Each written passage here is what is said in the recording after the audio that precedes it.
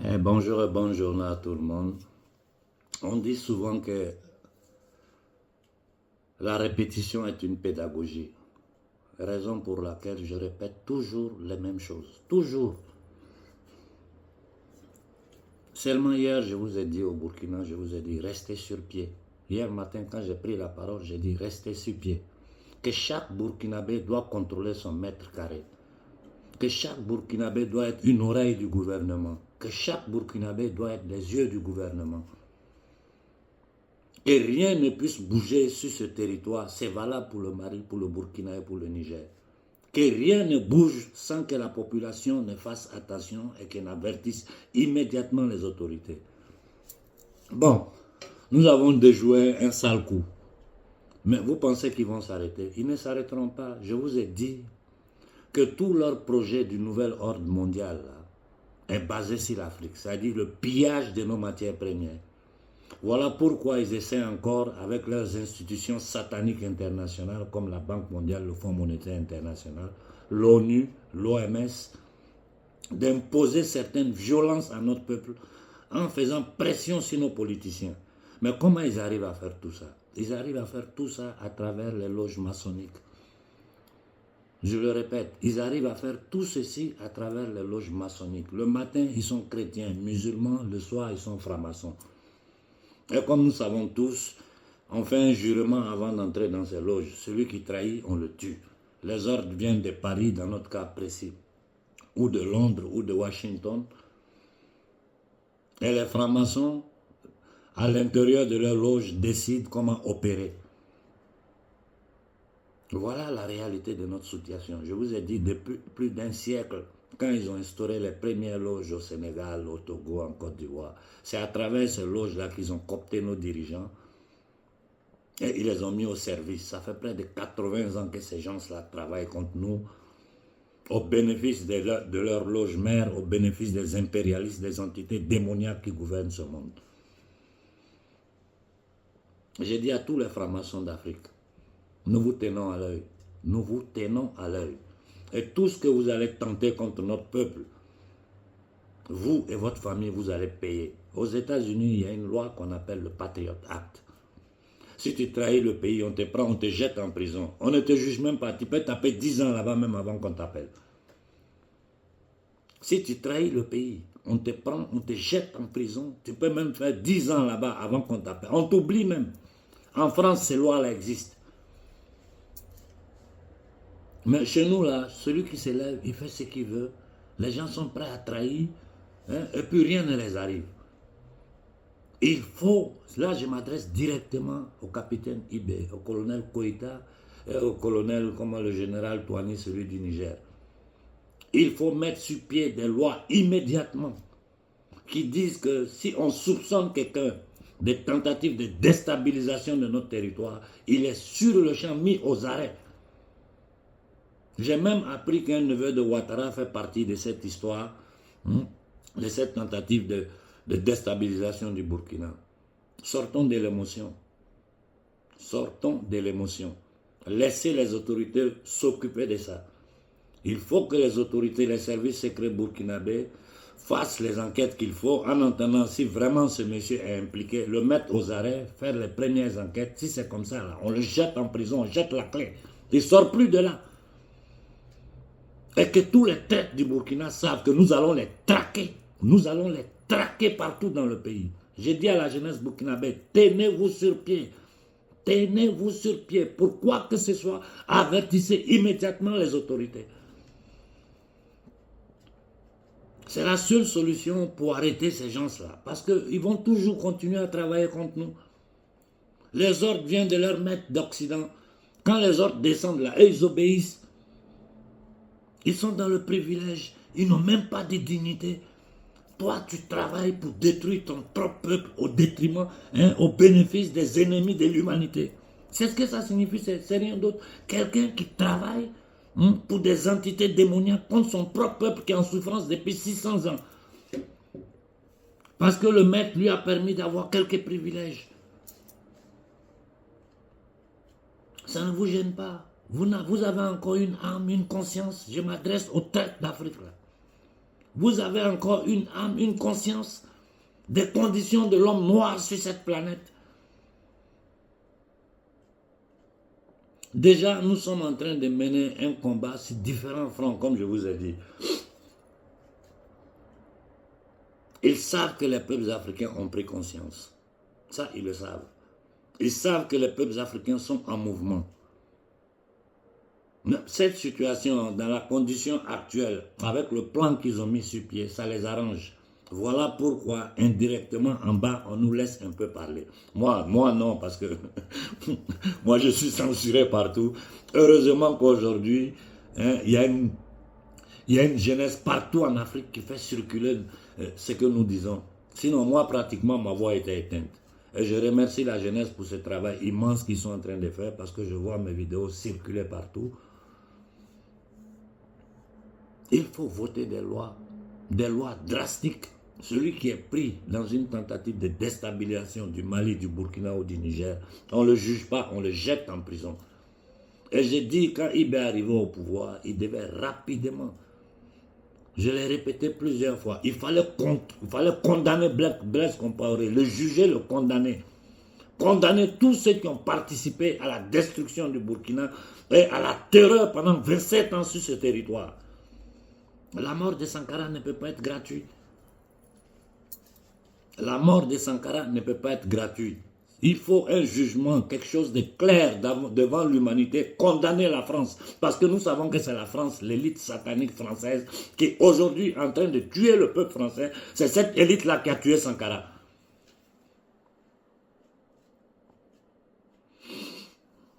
Il y a des pas qu'il faut que nos gouvernements fassent sans hésitation. Je sais qu'ils sont en train de travailler sur le franc CFA. Je sais qu'ils font tout ce qu'ils peuvent pour combattre le terrorisme. Et les femmes au Mali sont en train de faire un excellent travail. Mais nous devons prendre conscience que plus nous travaillons bien, plus eux s'organisent, plus ils seront plus violents. Ils ne peuvent pas partir, c'est impossible. Pour que ces gens-là partent, il faut que nous les exposons à l'humanité. Il faut dire toutes les vérités sans demi-mesure. Et les exposer au point que c'est toute l'humanité qui se lève pour dire non, ça suffit. Aujourd'hui, en Occident, la société civile a compris beaucoup de choses sur ce qui se passe en Afrique. Et je vous ai dit, l'Occident a deux problèmes. Un, c'est la lobotomie générale de la société, de la jeunesse occidentale. Parce que l'ingénierie sociale qu'ils ont subie ces 30, 40 dernières années-là, ça a totalement lobotomisé la jeunesse occidentale, qui vit dans du matérialisme, dans la dépravation, dans des trucs inutiles, dans du consumisme frénétique, schizophrénique. Il n'y a que le matériel qui compte, l'avoir, apparaître comme tel. L'ego, c'est l'ego qui domine l'Occident. Nous, Africains, nous devons travailler dans l'autre sens. Dans le sens humanitaire, dans de l'humanisme. Mettre l'homme au centre de toutes nos actions. Mettre la compassion au centre de toutes nos actions. Mettre la solidarité entre nous, esclaves, au centre de toutes nos actions. Être prêts tous à défendre notre territoire par tous les moyens. J'ai déjà fait 8 minutes. Je vais seulement dire au capitaine Ibé. Il faut rapidement faire une loi. Il faut rapidement faire une loi. Comme le Patriot Act, comme la loi qui est en France en ce moment. Quiconque tente atteinte à l'intégrité de l'État est arrêté, on le jette en prison. Il peut même taper 10 ans là-bas avant qu'on le juge. Et tous ceux qui ont la mauvaise intention, sachez que si vous faites cette erreur, votre famille peut payer le prix. Je poste le message exprès pour vous faire voir l'état d'âme des Africains. Quand vous voulez trahir, là, sachez que vos familles vont payer ça. Sachez que vous ne pourrez plus jamais vivre sur le sol africain. Tous les apatrides qui ont fui du Mali, là, restez hors du Mali. Parce que si vous y mettez les pieds, c'est en prison, vous allez directement. J'ai eu dire qu'un neveu de Ouattara est impliqué dans cette histoire. Tant qu'on n'a pas de preuves, on ne lance pas des accusations inutiles. Mais si nous avons une preuve qu'un neveu de Ouattara est impliqué dans cette histoire, Il faut que le gouvernement burkinabé pose des actions concrètes sur le plan international contre le gouvernement de Ouattara. Et j'ai dit aux Ivoiriens, il est temps que nous nous débarrassons de ce serpent à sonnette. Ouattara a trop fait mal en Côte d'Ivoire. Ouattara a trop fait mal à l'Afrique. Ta terre d'origine qui est le Burkina, tu envoies des gens pour aller déstabiliser ça pour tes patrons. Pour que toi, ta famille et ce petit clan maudit qui est autour de toi vivent dans l'opulence. Au nord, les gens sont dans la misère. Au nord, les gens sont dans la pauvreté. La plupart des enfants qui se montent dans les bateaux pour venir en Occident ici, quand vous écoutez, qu'est-ce qu'ils parlent, les Ivoiriens? C'est Djoula, ils parlent. C'est des petits Djoula qui fuient la Côte d'Ivoire, ils sont dans les bateaux pour venir dormir dans les rues ici. Quelqu'un au nord peut dire qu'il supporte une personne comme ça? On peut tout dire sur nos anciens présidents, Léopold Boigny et consorts. Mais c'était des hommes, même s'ils faisaient tous partie de ces sociétés-là, ils avaient un peu de dignité. Ils arrivaient à donner à manger à leur peuple, malgré tout ce qu'ils subissaient à l'époque. Mais aujourd'hui, nous avons des gens qui sont au pouvoir, pratiquement, pour appauvrir, pour vendre l'Afrique aux investisseurs internationaux. J'ai dit la Côte d'Ivoire est propriété privée de ces gens-là. Quand Ouattara va tomber, les documents vont sortir. Mais je répète encore, je dis, à chaque fois que nous prenons contrôle d'un pays, il faut nationaliser toutes les industries qui sont là-bas. Il faut tout nationaliser. Et avec la France, nous devons prendre des décisions drastiques en ce moment. Parce que si nous ne le faisons pas, là, ils ne vont pas arrêter de nous faire des faux coups. Partout où un gouvernement panafricain arrive, il faut chasser l'ambassadeur de France. C'est la première action. S'il y a une base militaire française, il faut la foutre dehors. Chaque jeune Africain, burkinabé, malien, nigérien, doit être une oreille du gouvernement, doit être un œil du gouvernement. Nous devons contrôler chaque mètre carré de notre territoire. Avant de finir, je répète de nouveau. Parce que là, c'est là que tout se joue. Il ne faut jamais accepter aucune inoculation d'aucun gouvernement africain. Il ne faut pas l'accepter. Je vous ai dit la dernière fois, il y a des choses que le gouvernement ne peut pas dire, nos gouvernements, parce qu'ils subissent une pression féroce de ces entités démoniaques. Ils subissent un chantage économique. Même si à l'intérieur de BRICS, je vois beaucoup d'anomalies, mais pour le moment, je crois que ça peut être un système dans lequel l'Afrique peut entrer, mais avant d'y entrer, on ne peut pas rentrer dans les briques avec franc CFA. Ce n'est pas possible. Il faut que ces trois pays, le Mali, le Burkina et le Niger, sortent du franc CFA immédiatement, au plus rapidement possible. Je sais que vous y travaillez. Et puis après ça, sortir de ce système financier usurier international. Le combat là sera chaque jour un peu plus dur. C'est une question de survie pour le système élitaire, synarchique, criminel, pédosataniste occidental. C'est une question de survie pour eux. Et c'est une question de dignité et de survie pour nous, l'homme noir, l'humanité africaine. Ça fait 6 siècles que ça dure. 6 siècles. Seulement hier, je disais qu'il faut focaliser tous nos efforts sur l'Afrique centrale. Aujourd'hui, on se retrouve en Afrique de l'Ouest. Ça veut dire que ton attention que tu avais concentrée sur certaines actions que nos frères sont en train de préparer en Afrique centrale, l'attention vient être déviée de nouveau, tu dois te retourner vers le Burkina. Ça veut dire on est là, on est en haute mer. À tout moment, un tsunami peut apparaître. À tout moment, un tsunami peut arriver. Il faut que nous soyons prêts. Voilà pourquoi je vous ai dit, ne perdez plus votre temps avec ces lanceurs de slogans, avec ces affairistes, avec ces agents doubles à l'intérieur du monde africain, à l'intérieur du monde panafricain. Il faut que nous devons être disciplinés. J'ai vu l'organisation, j'ai vu la spontanéité des Burkinabés hier. J'ai dit, waouh, au Burkina, quelque chose. Vraiment, c'est un peuple digne, c'est un peuple conscient.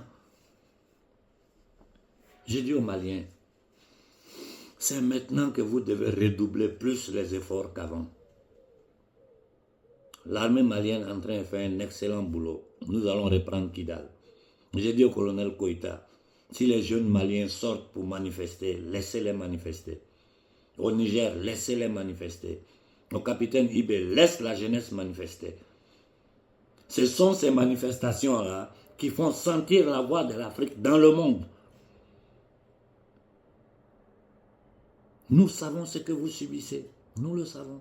J'ai dit même nos vieux dinosaures, là, nos vieux ennemis endogènes francs-maçons, parce que c'est tous des francs-maçons. Eux-mêmes, ils se rendent compte aujourd'hui de l'éveil de la conscience africaine. Et il faut que les mondialistes sachent qu'ils ne vont pas piloter la révolution africaine comme ils ont fait les printemps arabes, comme ils ont fait en Ukraine avec la fausse révolution verte ukrainienne. Chez nous, là, ils ne vont pas le faire. Tant que moi, je suis vivant, je vous suis tous à l'œil. Je regarde vos pions bouger dans le monde africain. Et à chaque fois que c'est le moment juste, je vais sortir pour les dénoncer. Il faut, dans tous les pays d'Afrique, que les loges maçonniques, là, que les gens sachent qui sont dedans. Il faut que ça soit public. Aux États-Unis, les loges maçonniques sont publiques. Hein. Tout le monde sait qui sont les francs-maçons.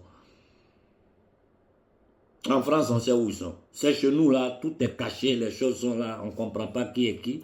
Ils ont flanqué dans tous les postes décisifs d'Afrique. Et ils agissent contre notre peuple. Ça ne peut plus continuer. Ça ne peut plus continuer. Nous sommes en guerre. Et notre nombre est notre force. Il faut que nos dirigeants comprennent ça. Il n'y a que le peuple qui peut vous protéger. L'exemple, nous l'avons vécu hier nuit. Mais ils feront tout ce qu'ils peuvent aujourd'hui pour arriver à faire un coup d'État à Koïta. C'est difficile. Parce qu'au Mali, tout le monde sait, celui qui tente ça, c'est qui risque, lui et sa famille. Ils savent, les francs-maçons maliens le savent. Mais c'est à travers le terrorisme, à travers le brigandage économique. Et nous avons toutes les possibilités aujourd'hui. Il y a trop de pays qui peuvent... Mais les sociétés de télécommunications françaises, foutez-les dehors, appelez les Russes au Mali, au Burkina. Appelez les Israéliens. Il y a trop de pays qui ont cette technologie-là. Avec qui nous traitons, nous faisons des pactes clairs, gagnant-gagnant. Pourquoi les sociétés françaises doivent rester là encore? Nos enfants n'ont même pas giga. Giga, simple giga là, c'est luxe en Afrique. Moi-même, je parle de giga. On n'a pas d'eau potable, on n'a pas à manger, on n'a pas une économie. Tout est informel. Nous sommes assis dans un paradis, nous vivons dans la misère, nos enfants sont dans des bateaux. Ici en Occident, tout le monde surfe sur ça, l'invasion des Noirs de l'Europe. Alors que c'est l'Afrique qui a envahi. Et ce jeu de 3 cartes là, de jeter une bombe humaine sur l'Europe, pour surfer là-dessus, pour faire la politique d'extrême droite, et la politique d'extrême gauche qui défend les immigrés, l'extrême droite qui veut qu'on rapatrie les immigrés. Tout ça là, c'est un jeu, c'est du cinéma. C'est du cinéma. Tous ces partis-là, de l'extrême droite à l'extrême gauche, sont sous le contrôle de la mafia internationale en France. En Europe, il n'y a aucune démocratie. Il y a une synarchie, il y a une plutocratie cachée dans les loges maçonniques qui gouvernent la France et l'Occident. Ceux qui ont étudié comme nous la vraie histoire de l'Occident, l'histoire politique de l'Occident, par exemple l'Italie, la France et l'Angleterre, l'Amérique, c'est les pays que je connais bien.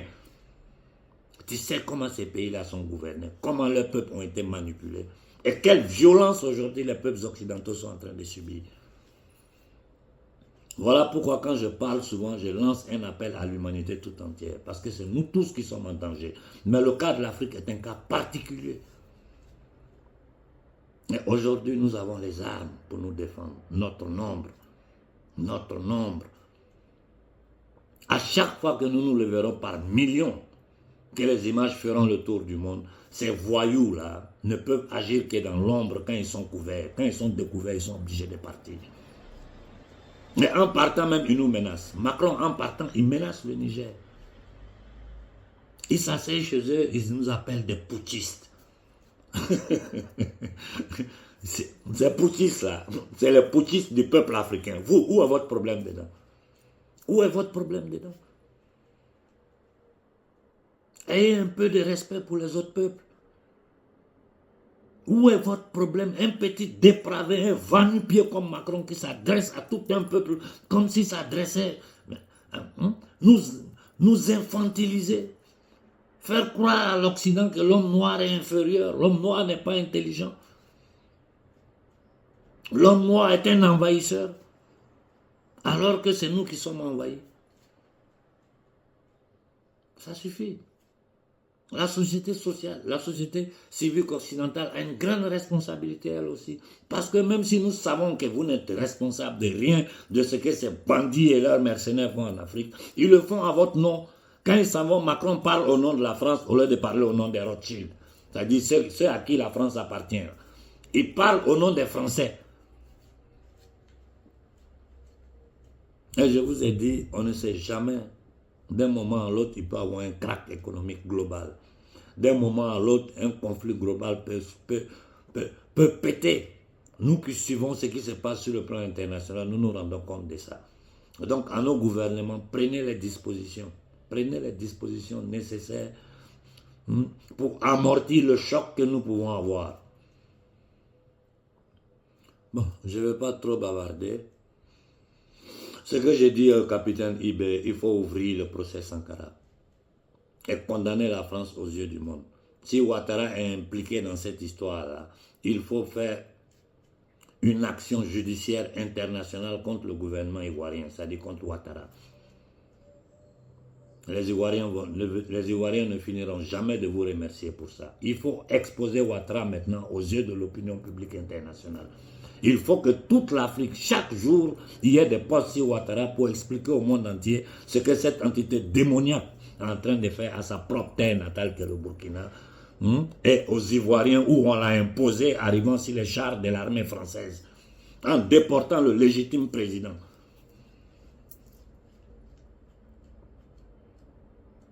Je vais m'arrêter là pour ce matin. Je dis bravo à la jeunesse burkinabé pour votre prompte, pour votre immédiate réaction. Continuez comme ça. Surveillez chaque mètre carré du territoire. Et ça, c'est valable pour toute l'Afrique de l'Ouest. À nos frères d'Afrique centrale, je crois qu'il est temps que vous vous levez. Vous avez des frères qui sont en brousse en train de travailler, parler à nos paysans au Congo, qui sont en train de faire vraiment un travail gigantesque. Vous de Kinshasa, levez-vous. Vous ne pouvez pas vous asseoir là. Vous êtes nés sur un territoire béni par le bon Dieu. Vous là, vous n'avez même pas besoin de travailler pour vivre bien. Mais vous êtes versés en immigration, vous êtes dans des amusements, dans des bêtises, alors qu'ils sont en train de tenter de détruire votre terre. Et tout ça grâce à un autre franc-maçon noir, agent de la CIA, Kagame, et le minable de l'Ouganda. Il faut commencer à pourchasser toutes les ONG françaises, anglaises et américaines sur le sol africain. Je répète, il faut commencer à pourchasser tous les ONG françaises, américaines et anglaises sur le sol africain. Pas de violence. Mais n'importe où vous les voyez, chassez-les. On n'a pas besoin d'eux. On n'a pas besoin d'eux. On sait qu'ils ne sont que des agents des services secrets occidentaux pour répertorier notre territoire, pour se rendre compte de la réalité du terrain, pour empoisonner notre territoire et pour imposer les balivernes, des actes criminels contre notre peuple. Parce que vouloir inoculer un peuple, une ONG qui se présente en Afrique pour vouloir inoculer notre peuple, c'est une ONG de criminels.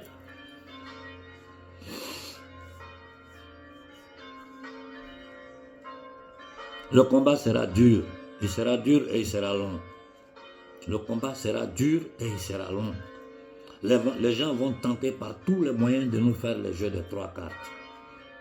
Ils vont tenter par tous les moyens de dévier l'opinion de la jeunesse africaine avec des faux leaders qui ne lanceront que des discours abstraits qui n'oseront jamais rentrer dans la profondeur de la situation, comme je suis en train de vous parler des inoculations. Demandez-vous pourquoi ils n'en parlent jamais. Posez-vous les bonnes questions. Il faut que nous restons concentrés, froids, carrés, et décidés, déterminés, et agir en masse, notre nombre et notre force, Partout où nous allons nous lever en masse, nous allons gagner le combat. Et quand vous sortez contre les ONG, là, sortez en masse. Il faut des milliers de personnes pour demander à ces ONG de dégager de l'Afrique. Ce ne sont que des structures de services secrets occidentaux. Nous savons aujourd'hui que les Américains veulent assassiner les dirigeants nigériens. Je dis aux dirigeants nigériens, comme je l'ai toujours répété depuis des années, nous étions dans une condition où même celui qui voulait faire du bien à son peuple ne pouvait pas. Sinon on t'assassinait, on te chassait de ton poste, ta famille allait payer les prix. Nous avons l'exemple aujourd'hui, quand la situation s'est présentée au Mali, des hommes comme le ministre de l'Extérieur, des Affaires étrangères, des hommes comme le Premier ministre Choguel, écoutez ce qu'ils osent dire aujourd'hui en public. Pourtant, ils ont fait partie du système. Ça signifie que c'était des hommes qui ne voulaient pas, mais qui ne pouvaient rien faire. Aujourd'hui qu'ils ont les mains libres, là, ils peuvent parler. Partout en Afrique, il y a des Africains dignes comme ça. Et les militaires africains, conscients de la condition de l'homme noir, conscients de la souffrance de notre peuple, doivent prendre leurs décisions et donner liberté à notre peuple. J'ai dit au Mali, on ne parle pas d'élection tant que le Mali n'a pas retrouvé toute son intégrité territoriale. Ce n'est pas une association, c'est-à-dire un institut de satanistes comme l'ONU. Nous savons tous les crimes que l'ONU a commis dans le monde et en Afrique. Mais on s'en fiche pas mal de ce que l'ONU pense. À l'ONU, ils peuvent dire tout ce qu'ils veulent. Mais si nous, peuple africain, nous nous mettons sur pied, on dit non, ils ne peuvent rien. Je répète, ils peuvent aller s'asseoir à l'ONU, raconter toutes les balivernes qu'ils veulent. Mais si le peuple africain dit non, on n'est pas d'accord, on est sur pied, l'ONU ne peut rien. Ce qui me fait souffrir là, c'est ça. Parce que quand il y a des actions à poser, quand je dis faisons ça, si au Niger, j'ai vu quelquefois on m'a écouté, au Mali quelquefois on m'a écouté. Mais quand nous vous disons les choses, c'est parce que c'est des choses qui ont été pensées. C'est parce que nous connaissons la forme mentis de ces entités démoniaques. C'est parce que nous savons comment nous pouvons les arrêter sans violence. Imaginez-vous les jours à venir, le Mali, le Burkina, le Niger, et tout le reste, même partout où il y a des dictateurs, nous nous levons en masse. Pas contre ces entités, ces ennemis endogènes, non. Contre l'impérialisme, contre le World Economic Forum, contre l'agenda 2030 qui consiste à éliminer les 3/4 de notre population. Nous devons poser des actes politiques clairs aux yeux de l'humanité pour dire que le peuple africain a trop souffert et que nous n'accepterons plus de vivre dans des conditions d'indignité, dans des conditions d'esclaves modernes. Je le répète toujours, un temps on nous faisait l'esclavage physique en nous mettant les menottes. Ils sont allés s'asseoir à Bretton Woods. Décider de permettre à l'élite, à la synarchie française de tenir encore les peuples africains dans l'esclavage monétaire. C'est-à-dire nous on est dans un double esclavage. L'esclavage monétaire international et l'esclavage monétaire imposé par l'élite satanique, la synarchie française. Nos dirigeants, nos jeunes dirigeants ont beaucoup de travail. Donc, tout ce que je peux vous dire à Koïta, à Ibé, instaurer au Mali, au Burkina, au Niger, un Patriot Act. Celui qui trahit, on le prend, on le jette en prison, on ne le juge même pas. Et j'ai dit aux traites d'Afrique, faites attention. Aujourd'hui, la colère qui est dans la société africaine, la colère qui est dans la jeunesse africaine, ils vont aller prendre vos familles. Réfléchissez bien, si vous êtes prêts à sacrifier vos familles pour vos patrons, les entités démoniaques occidentales qui veulent détruire l'humanité, qui veulent détruire l'Afrique, si vous êtes prêts à sacrifier vos propres enfants pour eux, faites-le. Mais sachez que si on vous prend, on ne se limitera pas à vous, on arrivera à votre famille. Que tous les traîtres, tous les ennemis endogènes du peuple africain le sachent. Que si on prend un, il passera le reste de sa vie en prison. Il faut réouvrir le procès Sankara. Il faut accuser la France aux yeux de l'humanité. Capitaine Ibé, je t'en supplie devant toute l'Afrique. Il faut faire rouvrir le procès Sankara. Il faut que l'humanité sache que c'est la France qui a tué Sankara. Après ça, on va aller au temple mondial de la maçonnerie. On va voir s'ils auront le courage de nous affronter dans un débat public. Il faut poser des actes politiques clairs pour exposer ces gens-là. Je vais m'arrêter là pour ce matin. Bravo à la jeunesse burkinabé, bravo au peuple burkinabé. Je vous dis, chaque Africain doit être une oreille, un œil pour nos dirigeants. À nos frères du Congo, il est temps que vous vous levez. Il est temps qu'au Congo, nous chassons toutes les ONG françaises, anglaises et américaines. Ils doivent quitter le sol congolais. À nos frères du Tchad, je m'adresse à tous les mouvements tchadiens, politiques, même ceux avec qui je ne suis pas d'accord. Parce que je vois des gens qui ont double discours, ils sont encore... C'est-à-dire, tu te rends compte qu'ils sont pilotés, même ceux-là, par les loges maçonniques. Je ne vais pas rentrer dans les détails. Aujourd'hui, c'est le destin du Tchad qui se joue. Ils ont transformé le Tchad en une base militaire française. Et de là, ils contrôlent toute la région. Il est temps que nous mettons à part nos appartenances ethniques, nos appartenances religieuses, nos appartenances régionaux, pour redonner intégrité au Tchad. Ces gens-là sont sans âme, n'ont ni âme ni foi. Idriss Déby qui a été à leur service pendant combien de temps? Quand il les a plus servis, ils l'ont éliminé. Le petit Déby qui est là, s'il est trop, quand il devient gênant pour eux, ils vont l'éliminer.